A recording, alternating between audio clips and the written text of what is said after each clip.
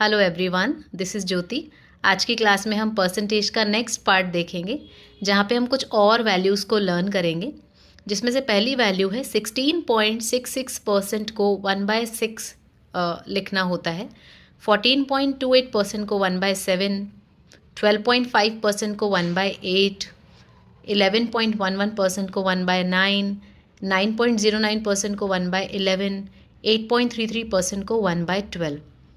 मेरे previous video में भी मैंने आपको कुछ परसेंटेज की वैल्यूज़ बताई थी फ्रैक्शन की फॉर्म में। फ्रैक्शन का मतलब होता है ऐसे बट्टे वाली जो नंबर्स होते हैं उनको फ्रैक्शंस कहते हैं।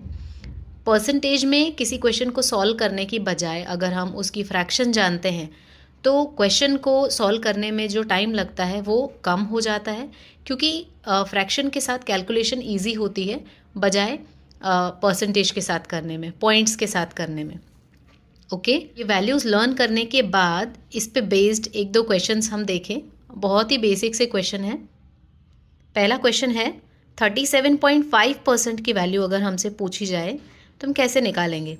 37.5% जो है 12.5% का 3 टाइम्स है। आपको ये वैल्यूज़ अच्छे से याद हो जाएं तो आपको मोस्ट ऑफ द टाइम ये चीज़ क्लिक कर जाएगी कि 12.5 का 3 टाइम्स है 37.5, ऑलमोस्ट 3 टाइम्स है।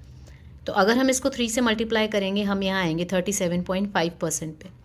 क्योंकि हमें 12.5% की वैल्यू पता है इसलिए 37.5% को हमने लिखा 12.5% इंटू 3। 12.5% की वैल्यू है 1/8। तो जब आप यहाँ 1/8 लिखेंगे तो 1/8 और 3 मल्टीप्लाई होके 3/8 बन जाएंगे। इसका मतलब 37.5% की जगह हम क्वेश्चन में 3/8 का यूज़ कर सकते हैं। एक और क्वेश्चन देखते हैं। 42.8%।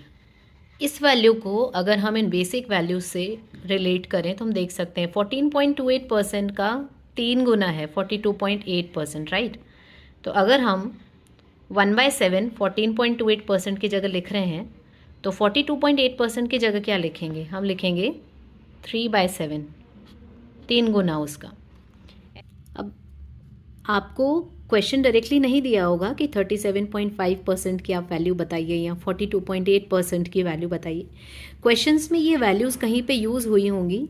अगर आपको परसेंटेज और फ्रैक्शन के बीच का रिलेशन पता होगा तो कैलकुलेशन के टाइम पे आप अपना टाइम बचा सकते हैं। उसके लिए आपको ये फ्रैक्शन और ये जो परसेंटेज है इनके बीच के ये सारे रिलेशंस को लर्न करना पड़ेगा।